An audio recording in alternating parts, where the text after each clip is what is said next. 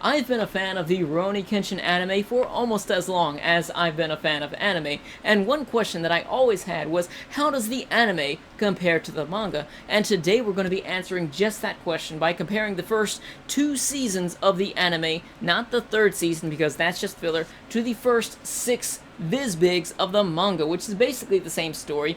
Now, one question that I get a lot, not just about Rurouni Kenshin, but from a lot of anime where the manga continues on after the anime, people ask me, which volume do I start off at? But the way I see it is, if you're a big enough fan about the series to continue on and go to a completely different medium and read the manga just to get more story, then you're probably a big enough fan to start off at that very first chapter. But if you're looking to buy these, and it can be pretty expensive because these are about $10 to $15 a piece, it can be pretty expensive. So if you're just needing that final bit of the story, then pick it up from volume 6 on towards 9, because I think there are 9 volumes in total. But with the manga here, there are so many extra things that you don't get within the anime. Sure, the manga covers the same story as the anime, but there's so much more here. There are different bits of story that you get that you don't get within the anime, and there are notes from Nobuhiro Watsuki himself about things that he's going through in life as he's writing this, his response to the success of the series, and also, aside from these notes that you get from him, you get these sections within the manga that all of the characters, not just the main characters or the side characters as well, but all of the characters here, you'll go through and you'll see what inspired him to make them the way that they are. And you'll actually see here one interesting fact about Nobuhiro Watsuki is that he loves to play Samurai Showdown, and a lot of the characters here are actually influenced from that fighting game, and I thought that was pretty cool. I'm not a big fan of fighting games, but I did enjoy Samurai Showdown, but you can actually see some of the inspiration between the characters here, and also he tells you which characters or which moves he pulled from that game. So within the Rurouni Kenshin Vizbigs, not only do you get little bits of extra story, or notes from Nobuhiro Watsuki, or places where he will tell you about all of the inspirations for all of the characters that he has, but the first chapter of every individual volume in the Vizbig is full color. It looks beautiful. There's a lot of extra artwork as well in each volume, like stuff like this, which is just beautiful to have. I love having the Vizbigs or any sort of omnibus because it contains all sorts of really great extra stuff like that, but you also, like I said, get extra bits of story in here that you don't see within the anime. Now, a fair comparison between the anime and the manga. The first season of the anime is pretty slow paced and it's very episodic, where they go through and do different things on each episode. Occasionally you'll get small little cases or small little scenes or scenarios that will last a few episodes, but within the manga here, a lot of that was filler. They cut a lot of it out, and the first season of Rurouni Kenshin is probably the first 2.5 volumes of the Vizbig, so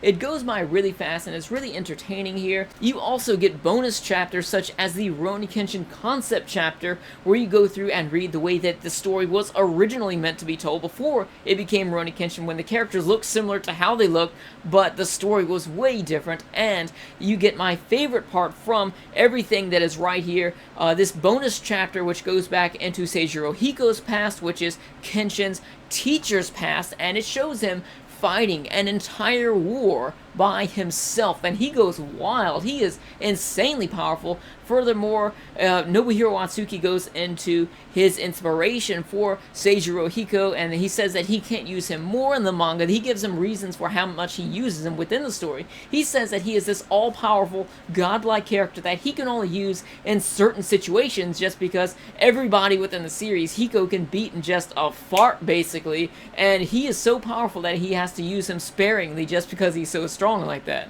The Rurouni Kenshin anime contains some of my favorite fights out of all of anime, and one of my favorite fights from the Rurouni Kenshin series, which was also one of my favorite fights in anime, was Saito vs. Kenshin at the beginning of the Kyoto arc. But for some reason, somehow, some way, I enjoyed that fight more in the manga than I did within the anime, and also the other fight with Saito as well, Saito vs. Usui, the blind man. That fight was done much better in the manga as well.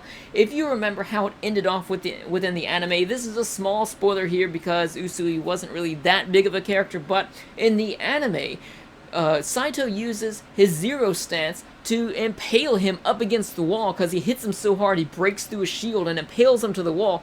But within the manga, he hits him with enough force to separate his waist from his legs, and just half of his body is hanging there from the wall. I don't think they did that in the anime, but his legs are still standing there in the manga, and you can just see all the blood just pouring down. Saito is ruthless. Comparing them to other fights within the anime, I kind of felt that they could go either way and they were very comparable, but honestly, it's hard for me to give it a fair analysis because I've seen the anime so many times that, like, for example, when I was reading the Sojiro versus Kenshin fight, I was loving it. I was pacing back and forth in the room, just turning page to page, excited so much for that. But the whole time I was reading that, I was picturing the anime fight at the same time in my head, and it might be a bit different for somebody with a fresh experience when you're seeing Sojiro tighten up his sandals and just fly across the room. You see his footsteps hitting the walls, the floor, the ceiling, everywhere. He is fast as light there, but when you're watching the anime and you actually see it in action, it's really a whole new experience. So with the fights overall, some of them I like more in the manga, some of them I like more in the anime, and a lot of them I felt could go either way because they were basically the same, but of course it is nicer to have it actually animated. So moving on from the fights to the actual story, I'm gonna have to give the story to the manga here because I like the flow of the story in the manga. It moved a lot faster, but then things were explained a lot better within the manga, and of course, like I said, with the first season of the anime, it was done so much better in the manga because it moved faster, you got through more content, but it felt like more was explained. And also within the Kyoto arc, the anime of the Kyoto arc is a decent representation of the manga in the Kyoto arc. I loved the Kyoto arc in the anime, one of my favorite arcs of all time in anime. I really love that, and that may weigh in my decision here, but I would have to say that it is pretty close to the manga representation of the Kyoto arc, which of course is the original. With the story of the anime and the manga, the major differences are that the manga is a bit more intense, it's a bit more violent, the jokes are the same, the characters act the same, so when reading the manga, I laughed a lot at it, I was really excited about the things that were happening, and you know it's gonna take a lot because I'm reading this, I know what's gonna happen because I've seen the anime, like I said, 5 times already, but still, I'm still pacing back and forth, just getting up excited, like, yes! Just so excited about the things that are happening within the manga that I can't put it down, and I've already seen it like 5 times. So we've already covered the fights, we've already covered the story. Moving on to the artwork, I'm gonna have to say that the artwork is superior within the manga. I don't care, I like the way that it's drawn in the manga, it is beautiful. There were so many times that I was reading through and I would get up and I would go online and I'll try to find that exact page online so that I can use it for like a banner on my Facebook fan page or for wallpapers or something for my iPad or for my phone or something that I could use just to look at as wallpapers in places, but the scans online that you would find of Rurouni Kenshin do it no justice. They're all fuzzy and no detail or anything, and if you're a die-hard Rurouni Kenshin fan, or if you're getting into the series, I have to recommend buying it to everybody just because the art here is so beautiful. Even in the black and white parts, even in the slow parts where people are just talking and things are kind of not drawn as good some of the time. Usually in jokes you'll see a drop of quality in the art here just because that's how jokes are usually done, but for the most part there is just great artwork here. I'm really love, okay, there are people getting their heads cut off there, I don't want to show you that. But anyways, the artwork here is great, and on top of that, you get the full, let me see if I can find a full colored chapter here. If you want to see this beautiful artwork in Rurouni Kenshin, you're going to have to get the Vizbix. I don't think it's colored like this in the smaller volumes, and I don't think that you can even find the colored pages of this online, but if you want to see great artwork, look at this. That is beautiful. Tell me that's not beautiful. How great is this? If the entire manga was colored this way, it would be even better, but it doesn't have to be, but it's beautiful the way that this is. Just look at that. How great is that? I really love looking at the full color pages here. It's not all full color, it's like the first few pages of the first chapter of each of the smaller volumes, but it is just beautiful.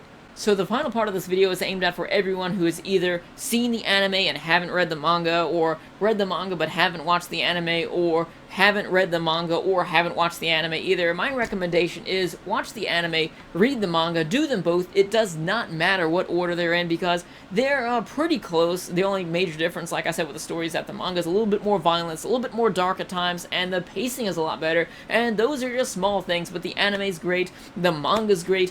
Definitely go out there, check out the manga, definitely check out the anime, but if you're looking at this from the standpoint of a collector, it's going to be a whole lot easier for you to buy the Viz Bigs than it is for you to buy the anime, because the anime currently doesn't have a license, and I think each season you can probably find that from about $50 to $75 a piece, and it's very expensive. And with the manga, you can buy probably all of this for like the first season, I think, if I'm not mistaken, of the anime, because I know it's really expensive right now until somebody picks up that license and re-releases it. So anyways, if you've seen the Rurouni Kenshin anime or if you've read the manga, then let me know your thoughts about it in the comments section below. Let me know how you think they compare, and also stay tuned sometime in the next week or next 2 weeks. I will be doing a complete series review on the Rurouni Kenshin manga, and I will be doing other anime versus manga videos. Like the next one I plan to do is probably Berserk, all of this Berserk right here that I just got in. I plan on reading that, but I'm already so close to the end of Rurouni Kenshin that I've just got to get through that. Anyways, leave me your thoughts in the comments section below. Thank you for watching. I'll see you later.